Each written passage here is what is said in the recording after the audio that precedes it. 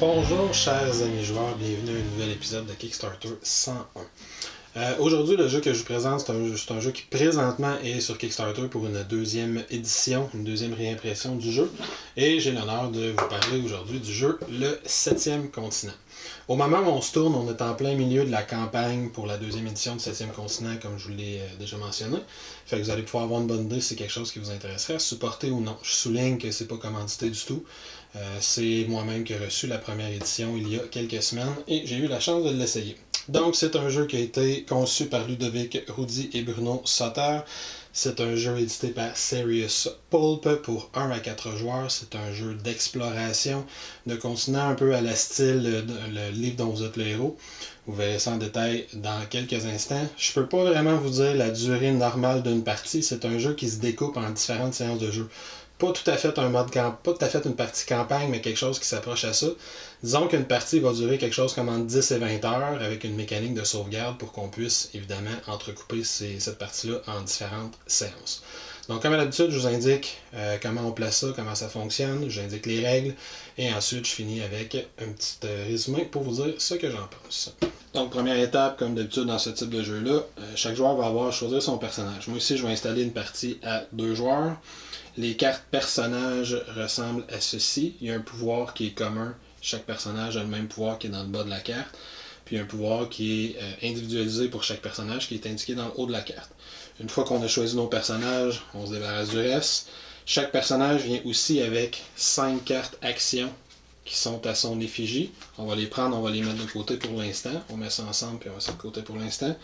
Et chaque personnage vient avec une petite figurine, un petit pion miniature, et on prend aussi un par joueur, un petit pion miniature pour un feu. On va pouvoir faire des feux de camp éventuellement. Une fois que chaque joueur a ça, on passe à l'étape suivante. Une fois que chaque joueur a choisi son personnage, la deuxième étape, c'est de choisir à quelle malédiction on va faire face au cours de notre partie. Il y a différents choix de malédiction dans la boîte. Pour mon exemple, j'ai choisi la malédiction qui s'intitule la déesse vorace, comme on peut le voir indiqué sur les 2 cartes. Chaque malédiction vient avec 2 cartes et il y a aussi 5 cartes génériques, 4 cartes plutôt génériques dont on va servir peu importe la malédiction. Celles-ci n'ont pas de symbole, n'ont pas de dessin particulier, c'est des grandes cartes mauves. Donc qu'est-ce qu'on fait? Nos 2 cartes malédiction particulières, il y en a une des deux qui est indiquée comme étant une carte indice dans le haut et l'autre est indiquée comme étant une carte malédiction. La carte qui est indiquée comme étant une carte indice, on va la garder de côté, on a besoin de s'en servir. On voit ici qu'il y a une espèce de petite map comme une carte au trésor dessus. Et il y a un texte narratif qu'on va avoir à lire en début de partie pour se plonger dans l'ambiance de notre partie. Pour l'instant, on va la mettre de côté, je vais y revenir un petit peu plus tard. Les 5 autres cartes malédiction, tout ce qu'on va faire, on va les prendre ensemble. Et on va aller les mettre pour l'instant avec nos cartes personnages qu'on avait préalablement mises de côté. On a déjà une petite pile de cartes qui commence à se former. Qu'est-ce qu'on fait avec les cartes qu'on a préparées, dans lesquelles, je rappelle, il y a nos cartes malédiction, la carte malédiction qu'on a choisie, plus nos 10 cartes personnages qui sont liées avec nos choix de personnages. On a une grosse pile de paquets de cartes action qui vient avec le jeu. Fait que pour finir de préparer cette pile de cartes action-là, on va tout simplement brasser toutes les cartes qui sont spécifiques à notre partie au paquet de cartes d'action générique. Et ça va nous former notre paquet de cartes d'action prêt pour notre partie du 7e continent. Notre paquet de cartes d'action, juste à côté, on va se préparer. Il y a une espèce de petite défausse qui est modulable, qui est montable. La défausse a 2 côtés, je vais attirer l'attention là-dessus. Le côté du fond, on peut le changer, on peut l'installer sur le côté qu'on veut. Et il y a une action particulière qui est associée à ça, fait qu'on fait tout simplement choisir l'action qu'on préfère, puis on bâtit notre défausse. On met notre paquet de cartes d'action, pas dedans, mais à côté. Ça, c'est vraiment fait spécifiquement pour la défausse. Nos personnages, chaque joueur les a. Tout ce qui reste à faire, c'est de placer notre carte besace et carnet. Fait qu'on a une petite carte comme ça, derrière laquelle on va aller placer tous les indices qu'on va trouver pendant la partie. Les indices sont identifiés par l'espèce de petit grimoire qui est dans le coin des cartes indices, des cartes importantes pour résoudre notre partie, pour gagner notre partie. Pour l'instant, on en a une, notre indice de base. Et sur notre indice de base, il y a, comme je le disais tantôt, un petit texte narratif et il y a surtout notre carte de départ. Ça, je vais revenir dans 2 secondes. Pour l'instant, on voit qu'après avoir lu mon texte narratif, je dois aller choisir la carte numérotée 10 pour commencer ma partie. Dernière information avant que je passe justement à ce début de partie-là. Sur la carte Besace et Carnet, il y a une information qui est importante juste dans le haut ici. Ça nous indique selon le nombre de joueurs, c'est quoi la limite de cartes, la limite d'objets qu'on peut avoir. Comme j'installe une partie à 2 joueurs, on voit que je peux avoir un maximum, chaque joueur peut avoir 2 cartes à main verte dans ses mains, 3 cartes à main bleue, et il peut avoir 2 objets identifiés par les espèces de petits dés noirs, par des petits cubes noirs. Quand on parle de cartes à main verte, à main bleue, les mains sont dans le coin supérieur gauche des cartes. Fait qu'on voit ici que ça c'est une carte qui est à main bleue. Fait qu'un joueur pourra avoir un maximum de 3 cartes qui ont ce symbole-là en main, plus 2 cartes qui ont un symbole identique, mais de couleur verte. Une fois que c'est fait, il nous reste tout simplement à placer notre carte 10. Donc, pour commencer une partie du 7e continent en tant que tel, une fois que toute cette petite mise en place-là est faite, une fois que notre paquet de cartes d'action est monté, il est placé, une fois que chaque joueur a choisi ses personnages, qu'on identifie la malédiction, tout ça, il nous reste à faire de la narration. Le 7e continent est un jeu narratif dans lequel les joueurs incarnent des explorateurs qui ont découvert un 7e continent. Ils ont fait une première expédition sur ce continent-là et en sont revenus malheureusement maudits. Ça me fait penser justement beaucoup à l'histoire du Temple du Soleil de Tintin. C'est un peu le même principe. Et les explorateurs décident de retourner sur le continent une deuxième fois pour essayer de lever cette malédiction-là. Donc, dans le livre d'instruction, il y a un texte narratif qu'on va lire en début de partie la première fois qu'on joue. Ensuite, il y a un texte narratif derrière notre carte indice qu'on va avoir choisi. Et ensuite, la carte indice va nous indiquer un premier numéro de carte à aller chercher sur lequel il y a un petit texte narratif aussi. Toutes les cartes du jeu, soit dit en passant, à chaque fois qu'on en trouve une, ont un petit texte narratif qu'on va commencer à aller lire. Donc, pour placer notre partie, une fois qu'on a lu ça, on retourne la carte et on se retrouve sur une partie du continent. C'est sur cet endroit-là que nos joueurs vont aller placer leurs pions et la mise en place ressemble à ça une fois qu'elle est faite. D'autres petits éléments de mise en place, mais qui vont revenir tout au long de la partie. À chaque fois que sur une carte, on voit ce petit symbole-là, une espèce de cercle avec un chiffre romain à l'intérieur, un cercle orange. Dans ce cas-ci, je vois que j'ai le chiffre romain 1. Il va falloir les placer, c'est des zones où on peut aller explorer. Il va falloir les piger dans un paquet de cartes qui a le même symbole. Comme ça ici, il va falloir les piger le nombre de cartes qui est demandé et aller les placer à l'endroit respectif. Maintenant, avant d'y aller plus avec les particularités, les spécificités du jeu, je vais expliquer le système d'action, comment il marche. Parce que, dans le fond, ce jeu-là, le tour de jeu est extrêmement simple et tout repose sur un système un peu de pousser sa chance. À chaque fois qu'un joueur va vouloir entreprendre une action, il va avoir à servir de ce paquet de cartes-là. Je vais prendre en exemple l'action qui est juste ici. Les icônes, j'y reviendrai un petit peu plus tard. Mais le principe d'une action est toujours le même. À gauche, dans l'espèce de losange bleu, il y a un nombre minimum de cartes qu'il faut aller chercher à l'intérieur du paquet pour avoir le droit d'entreprendre l'action. À droite, dans l'étoile, il y a le nombre minimum de succès que ça va prendre pour réussir l'action. Fait qu'on voit que l'action qui est ici, c'est écrit 1 et plus, 0. Donc, je dois piger au minimum une carte, la révéler, la défausser. Et si j'ai au minimum 0 succès, ce qui est garanti évidemment, bien, je vais avoir réussi à entreprendre l'action.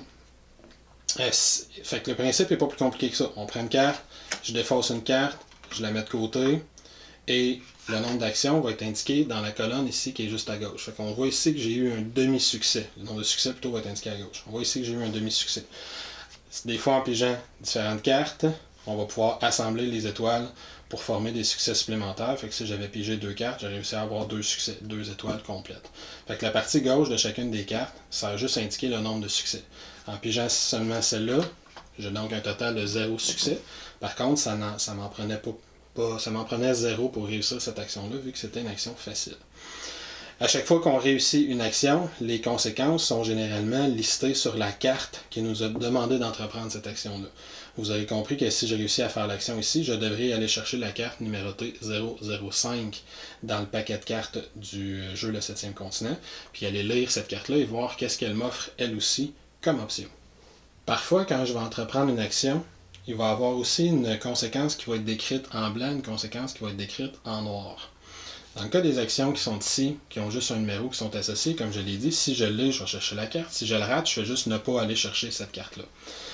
Dans un cas comme l'action qui est décrite ici, on voit ici 2 et plus, 5 succès. Donc, il faut que je décide, parce qu'évidemment, avec seulement 2 cartes, je n'aurai jamais 5 succès. Fait qu'il faut que je décide combien de cartes je suis prêt à aller piger à l'intérieur de ma pige de cartes pour essayer d'aller chercher le 5 succès qui est requis. Si je réussis l'action, je vais appliquer l'effet qui est dans le texte blanc. Par contre, si je la rate, lui, j'ai un effet dans un texte noir que je vais aller appliquer. On me dit entre autres d'aller chercher une carte 6-6-6. On se doute que c'est pas super positif. Et j'ai un effet qui est différent si j'avais réussi l'action. Il y a certaines actions aussi qui fonctionnent de cette façon-là. J'ai une conséquence positive, une conséquence négative, selon si j'ai réussi mon action ou non. Donc maintenant qu'on sait comment entreprendre des actions, comment un tour de jeu ça fonctionne, comment on gagne au 7e continent, on gagne en levant la malédiction qu'on a choisie en début de partie. Comme j'ai dit, moi j'ai installé la déesse Vorace. Et c'est le jeu qui va nous dire éventuellement si on réussit à la lever ou non. Fait qu'on va trouver une carte à un moment donné qui va nous dire bravo, vous avez réussi. La malédiction est levée, ou quelque chose du genre. En attendant, il faut explorer le continent. Un tour de jeu, comment ça fonctionne? Les joueurs collectivement vont décider lequel des deux est le joueur actif. Et ce joueur-là va décider d'entreprendre une action.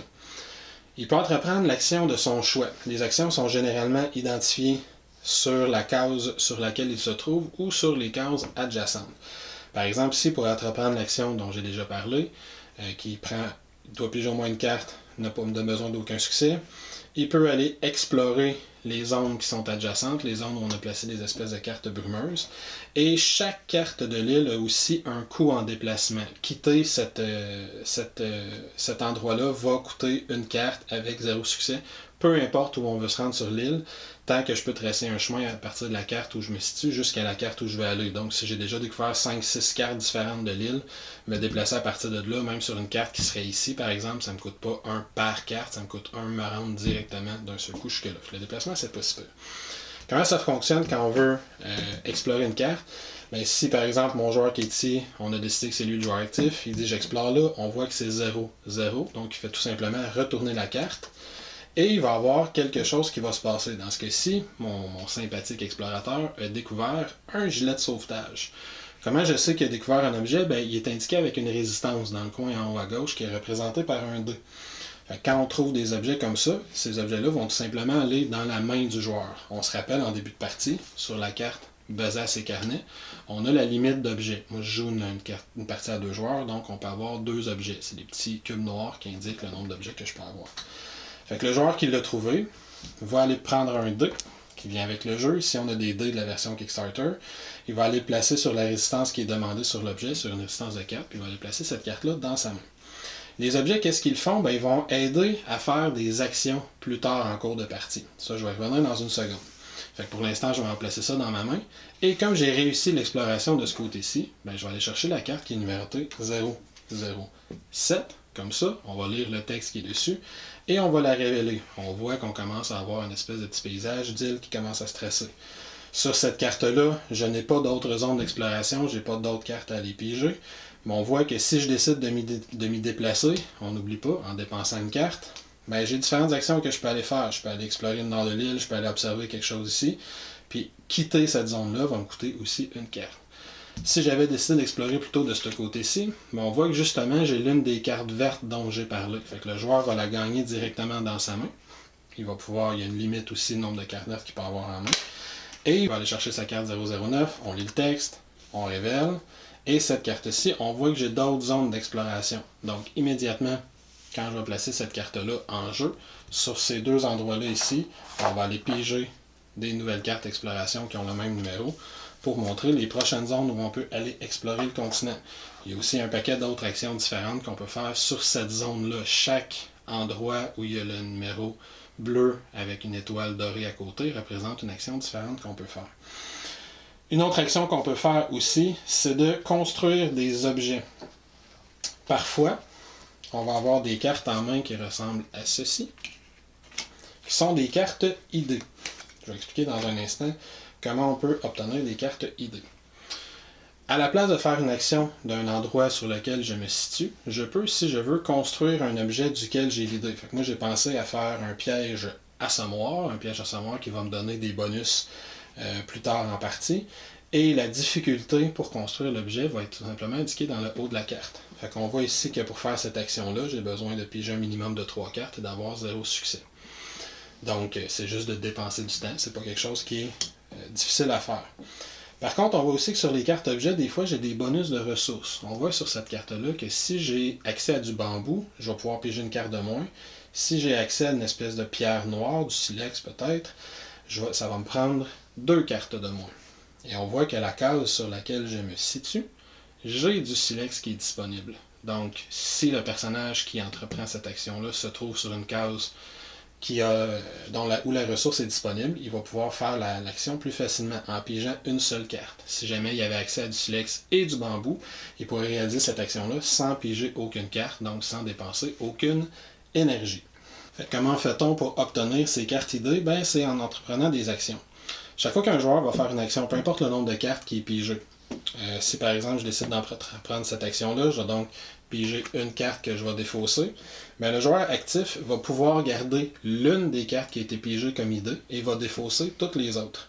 Fait que dans mon exemple, encore une fois, si plus tard en cours de partie, j'essayais de construire cet objet-là, je vais avoir à défausser 3 cartes. Sur les 3 cartes, il y en a 2 que je vais défausser, puis il y en a une que je vais garder comme idée, me permettant soit d'obtenir des actions, des pouvoirs particuliers plus tard en partie, soit d'avoir des idées pour construire certains objets plus tard en partie.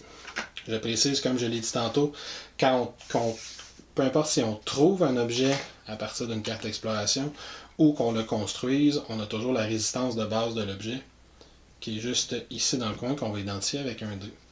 Les objets, vous aurez probablement commencé à le comprendre. À quoi servent-ils? C'est qu'ils vont me permettre d'avoir des bonus avec certaines actions spécifiques. On voit ici, par exemple, avec mon gilet de sauvetage, si je fais une action qui est représentée par un symbole d'encre, donc de navigation, ou par un petit hamac de repos, ou une action qui est représentée par une épée, une action de combat, je vais pouvoir appliquer les effets qui sont indiqués dans la carte. Donc avec une action d'épée, puis j'ai 3 cartes de moins qui est dépensée, qui est demandée, en dépensant l'un des points de résistance de mon objet. Ici, en faisant une action de chasse, ma mémoire est bonne, une espèce de cible, je vais pouvoir me donner un succès gratuit et transformer des 7 en succès. Ça, je vous montrerai un 7, ça ressemble à quoi tout à l'heure, mais transformer des 7 en succès en dépensant un point de résistance de mon objet. Pour, évidemment, si la résistance de l'objet tombe à 0, on défausse la carte, on a fini par le briser, on ne peut plus s'en servir. Maintenant, vous savez un peu comment jouer, puis vous savez surtout comment gagner, mais comment est-ce qu'on perd à ce jeu-là? C'est assez particulier. C'est qu'au fur et à mesure qu'on va entreprendre des actions, vous avez compris, on va défausser des cartes, il y en a qu'on va garder, quand on va les utiliser, on va les défausser. Puis on va se ramasser évidemment, éventuellement, à avoir passé notre paquet de cartes au complet. Donc tout ça va être défaussé et tout ça va être défaussé. Qu'est-ce qu'on fait quand tout est défaussé? On prend ce paquet de cartes-là, on le rebrasse au complet et on le remet, mais cette fois-ci, on ne le remet pas à côté, on le remet dans la pige. On ne le remet pas à côté, on le remet vraiment dans notre défausse pour identifier qu'on a passé au travers le paquet une fois. Puis on continue à jouer comme si de rien n'était. Par contre, si en réalisant l'une des actions, on pige une carte malédiction qu'on avait brassée là-dedans, on n'oublie pas, on perd la partie.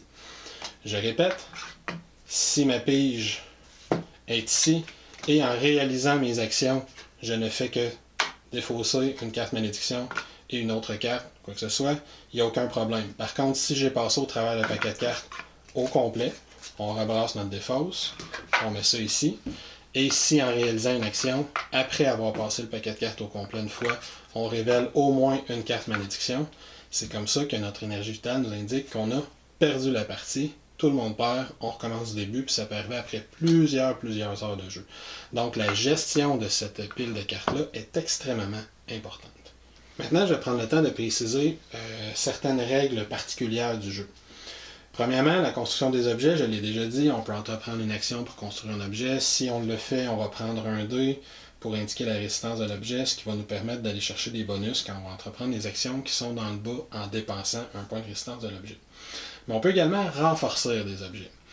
Si dans les idées que j'ai, donc dans les cartes que j'ai en main, j'ai une carte objet qui a le même mot-clé qu'un objet que j'ai déjà construit. On voit ici que j'ai construit un bolas, il y a 1 de résistance, il m'a coûté 2 cartes à construire, peut-être avec une réduction dépendamment des ressources auxquelles j'ai accès. J'ai ici du silex rédimentaire, les deux ont le mot-clé agressivité. Je pourrais construire ce silex-ci, donc en dépensant une carte, ou si j'ai accès à du silex justement en n'en dépensant aucune. Et là, j'aurais 2 options. Première option, j'ai mon silex rudimentaire, donc j'ai 2 objets. Deuxième option, comme ils ont le même mot-clé, je pourrais glisser la carte sous cet objet et augmenter la résistance de mon bolas, lui donnant plus de résistance, une résistance super augmentée, égale à la résistance du nouvel objet que je viens de construire. Donc, il y avait 1 de résistance, fait que je fais plus 1. Bon, ben là, je viens de gagner un deuxième point de résistance. Ça me permet de renforcer certains objets, de combiner les cartes ensemble. Et là, vous me direz pourquoi je ne fais pas juste défausser la deuxième carte au lieu de la garder. C'est qu'il y a certaines cartes objets qui ont plus qu'un mot-clé. Fait que si jamais j'ai la deuxième carte que j'ai, elle avait plus qu'un mot-clé, mais ça va être important que je la garde aussi parce que l'autre mot-clé peut avoir une influence sur d'autres actions, d'autres événements qui vont se passer. Fait qu'on garde toujours la deuxième carte, même si on ne fait qu'ajouter la résistance au premier objet. Il y a un autre effet particulier que certains objets peuvent avoir, certains objets qu'on a préalablement construits évidemment, donc qui sont identifiés dans notre main par un dé indiquant qu'ils ont de la résistance, vont nous permettre d'aller chercher des cartes alternatives. Ce que je veux dire par là, c'est qu'on va porter attention à la carte qui est juste ici. Regardez l'action, laissez faire le texte pour l'instant, vous le découvrirez en juin. L'action, on voit ici que j'ai une action qui est identifiée par une encre, le nombre de cartes minimum que je dois piger, le nombre de succès que je dois atteindre. Et si je réussis cette action-là, ben, je vais aller chercher la carte 23. Pour des raisons évidentes, je ne vous révélerai pas ce qu'il y a de l'autre côté. Mais, juste à côté, il y a un petit drapeau avec un carré blanc. Ça, ce que ça veut dire, c'est qu'au moment où j'entreprends cette action-là, si j'ai un objet qui a le même icône que l'action qui est entreprise, que sur mon objet, il y a aussi le symbole du drapeau avec un modificateur positif juste à côté du drapeau. Ce que ça veut dire, c'est que si, au moment où je prends cette action-là, je décide d'utiliser mon radeau pour aller chercher ses bonus, donc il va me donner 2 succès automatiques et il va transformer les 7 qu'il pourrait y avoir dans la colonne de gauche en succès, me donnant potentiellement un troisième succès automatique. Mais en plus de ça, quand je vais réussir mon action, au lieu d'aller chercher la carte 23, si je veux, je peux aller chercher la carte 23 plus 5 pour aller chercher la carte 28. Et le jeu va même m'indiquer, pour être sûr que je ne me trompe pas, sur la carte 23, et on voit sur la carte 28, j'ai un petit symbole dans le coin qui me dit, en effet, cette carte-là sert bien à remplacer la carte 23. Bravo, tu t'es pas trompé. Fait que comme ça, on est sûr, avant même de la retourner, qu'on ne se trompe pas dans nos affaires. Et je précise que je dois faire le choix d'aller chercher la 23 ou la 28 avant de regarder qu'est-ce qu'il y a de l'autre côté. C'est pas on regarde les deux cartes et ensuite on décide laquelle on prend. C'est soit on prend la 23, soit on prend la 28. Dans ce cas-ci, pour avoir le droit de prendre la 28, il faut que j'ai utilisé un objet qui me permette d'aller chercher une carte plus. Et j'avertis que ce n'est pas nécessairement un effet qui est plus positif, c'est juste un effet qui est différent. On n'arrive pas, par exemple, si c'est une action de navigation, j'arrive pas tout à fait à la même place après avoir fait mon action de navigation. Donc, certains objets permettent d'aller chercher des cartes alternatives.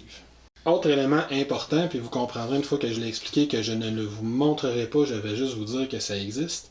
Le jeu vient avec une loupe, une espèce de tige pour permettre de voir les détails sur les cartes plus en gros.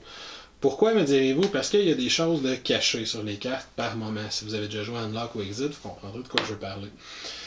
Faut toujours porter attention à ce qu'il y a sur une carte. Fait il peut avoir, par exemple, des traces de pas, des traces de bêtes indiquant qu'il y a des bestioles à chasser dans ce coin-là. Mais il peut surtout y avoir des numéros qui sont cachés sur les cartes. Si on réussit à trouver un numéro, fait pour des raisons évidentes, comme je dis, je vous en montrerai pas, mais si on réussit à trouver un numéro, ben dans le fond, il faut juste aller chercher dans la boîte, aller chercher le numéro qui est représenté, qui est identifié par celui qu'on a trouvé sur la carte, et aller voir ce que la carte nous dit. La carte va peut-être nous dire de remplacer cette carte-là par la nouvelle carte qu'on a trouvée, puis il va y avoir une nouvelle action qui va s'ajouter. Par exemple, on a trouvé une grotte cachée, ou on a trouvé un buisson qu'on peut manger quelque chose dedans, ou un endroit où on peut aller chasser, etc. Ça peut être un objet qu'on a trouvé, qu'on va prendre en main, ça peut être un paquet d'affaires différentes, mais il faut toujours prendre le temps, et on peut le faire avec la loupe si on veut, de bien fouiller sur les cartes qu'on explore. Parfois aussi, on va me dire d'aller chercher une carte, et pour X, Y, Z raison, il n'aura plus de carte verte de ce numéro-là. Si ça arrive et qu'il y a une carte dorée du même numéro, ben, à la place d'aller chercher la carte verte, on va aller chercher la carte dorée et on va la révéler. Encore une fois, pour des raisons évidentes, je ne vous montrerai pas ce qu'il y a de l'autre côté de la carte. Fait que dans ce cas-ci, on sait que la carte 10, c'est ma carte de départ, fait qu'il y a moyen de transformer cette carte-là pour aller voir qu'est-ce qu'il y a derrière cette carte-là. Il peut y avoir aussi différentes cartes. Par exemple, toutes les cartes numérotées 3 sont les cartes d'expérience. Si jamais on passe au travers le paquet de cartes numéroté 3, puis qu'on arrive vers la fin du paquet de cartes, puis qu'il n'y en a plus dans le paquet, ben on va aller chercher les cartes qui sont dorées du même numéro. Le concept est toujours le même. Si j'arrive pour piger une carte, le numéro n'est plus disponible, mais qu'il reste des cartes dorées du même numéro, on prend les cartes dorées à la place. Autre information importante, au fur et à mesure que vous allez avancer dans la partie, on va vous demander d'aller chercher des cartes numérotées 3. Les cartes numérotées 3 sont les cartes d'expérience. Certaines actions vont vous permettre de dépenser les points d'expérience que vous gagnez. Et chaque carte d'expérience, lisez-la au complet, il y a toujours une astuce sur chacune des cartes d'expérience qui vous permet de mieux comprendre le jeu, de bien comprendre le jeu. Je rappelle que chaque carte qui est identifiée avec un petit grimoire, on va aller la glisser derrière notre carte besace et carnet qu'on a placée en début de partie. Donc ça va s'en aller avec l'indice qu'on a par rapport qu'on avait initialement en début de partie. Maintenant, un dernier principe important que je vais expliquer qui est intéressant dans le jeu, c'est le principe de sauvegarde. Dans le fond, c'est au fur et à mesure qu'on va jouer, le jeu nous fournit des espèces de séparateurs comme ça. Puis au fur et à mesure qu'on va jouer, il y a certaines des cartes qu'on va avoir à bannir. Le jeu va nous indiquer quand est-ce qu'on doit bannir des cartes. Vous voyez, il y a certaines des cartes qu'on bannit. Et les cartes qu'on bannit comme ça, celles-là ne reviendront jamais dans notre partie au cours de la partie actuelle. Fait qu'on fait celles-là, on les met de côté, puis quand on sert la boîte, on les laisse sous l'icône bannie, puis on met ça de côté.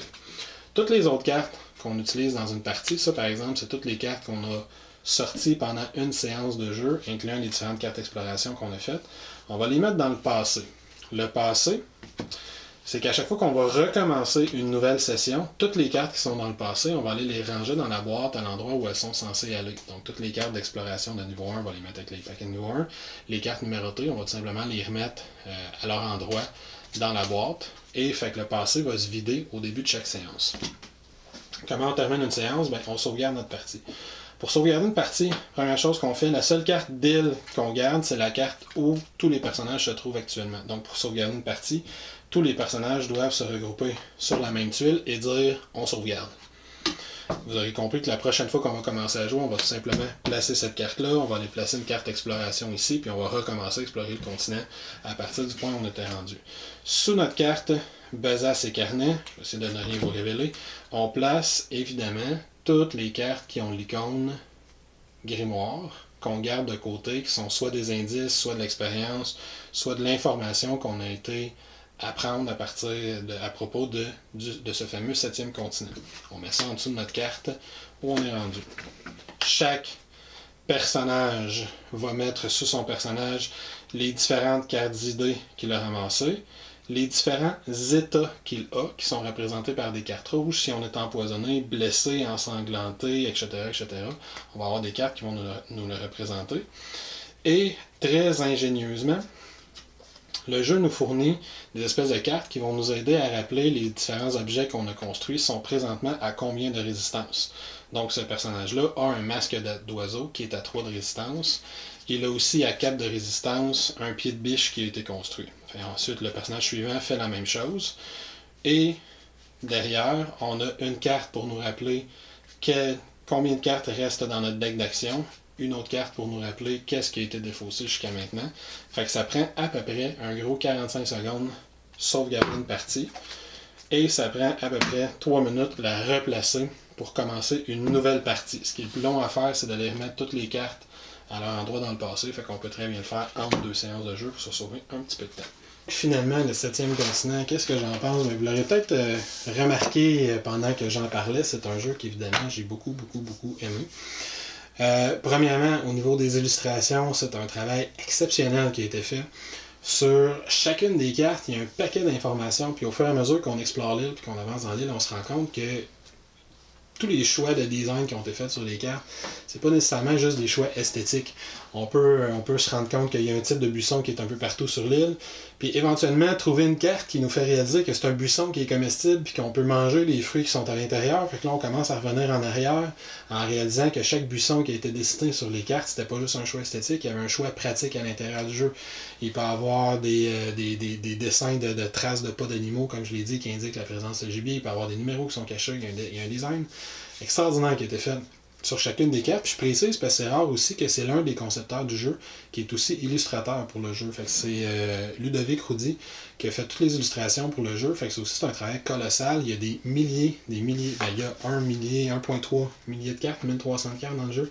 Les cartes viennent dans une espèce de petite boîte comme ça. Ils sont super pratiques. Il y a 3 boîtes comme celle-là. Puis on voit à la taille des cartes qu'il y a énormément de cartes. Il y a quelque chose comme 400 cartes par boîte, puis une troisième comme ça ici. Fait que j'ai énormément de possibilités d'exploration sur l'île, de choses à découvrir. C'est un jeu qui a une très très très belle rejouabilité aussi.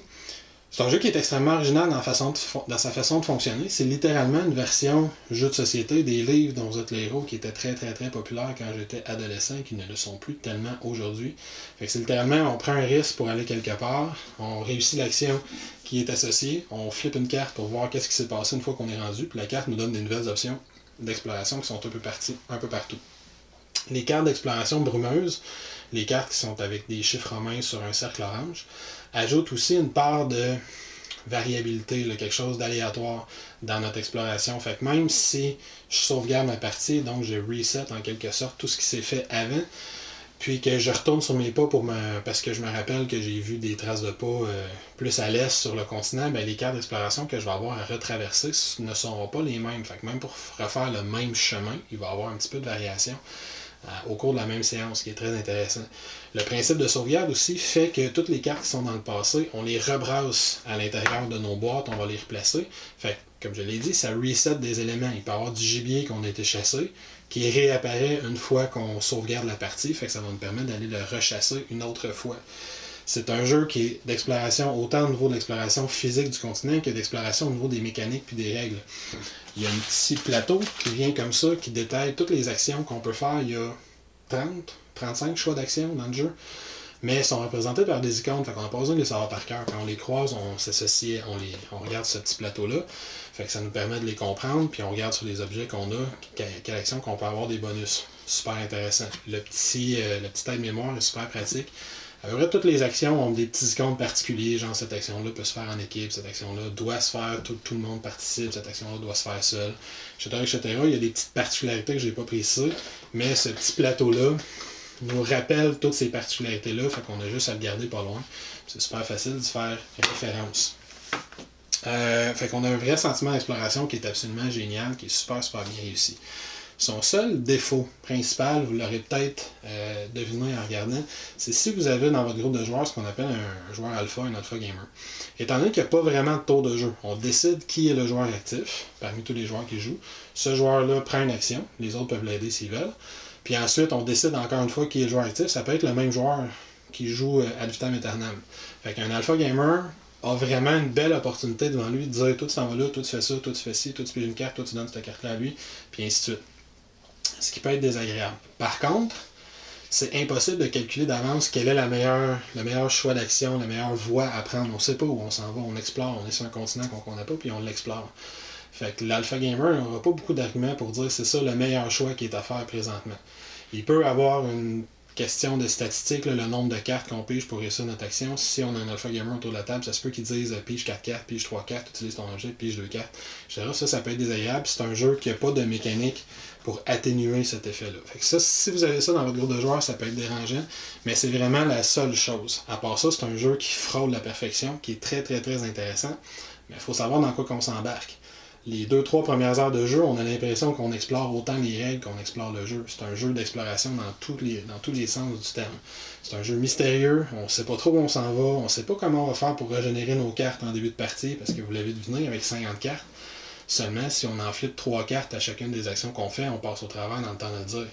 On n'a pas l'impression qu'on peut jouer 12 heures avec juste ce paquet de cartes-là. Mais on peut, il y a des moyens, que je ne vous dirai pas, qui permettent de régénérer ces cartes-là. Des fois, c'est des petits montants, des fois, c'est beaucoup de cartes à la fois.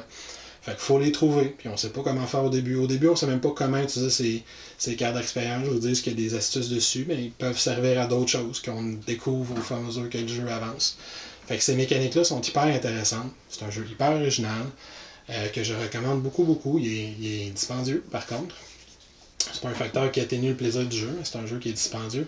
Et je le précise, c'est un jeu qui va être disponible uniquement par le biais de Kickstarter. Il ne sortira probablement jamais en magasin.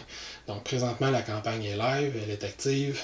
On va s'arranger pour que la vidéo sorte et que la campagne soit encore active. Fait que si c'est quelque chose qui vous intéresse, le seul moyen de l'avoir, c'est de supporter le jeu. Je précise aussi que dans la nouvelle campagne qui est présentement active, il y a une extension dans le fond qui vient ajouter 2 couches au continent. On peut maintenant explorer le continent par la voie des airs en montgolfière ou passer par un réseau de tunnels souterrains qui est sous le continent pour explorer le continent, ce qui va ajouter encore une fois beaucoup de rejouabilité. C'est sûr et certain que j'achète ça, j'achète tout ce qui vient pour ce jeu-là. Matériel de grande qualité, très très bon jeu, je lui donne un excellent, presque parfait 9.5 sur 10. Je le recommande fortement, fortement, fortement si vous aimez ce type de jeu-là. Dans le fond, ceux qui connaissent le jeu Tales of Arabian Nights, c'est une version améliorée de ce jeu-là. C'est un jeu narratif, d'exploration, on fait juste décider qu'est-ce qu'on fait puis voir la conséquence de nos actions. C'est pas un grand jeu de stratégie, c'est pas un grand jeu de hasard, c'est pas un grand jeu extrêmement complexe, c'est très simple, rapide à expliquer, je vous le recommande fortement. Sur ce, je vous laisse et comme à l'habitude, si vous avez des questions, commentaires, vous laissez ça dans le bas de la page, ça va me faire plaisir d'y répondre et je vous dis à la prochaine fois. Bonne journée!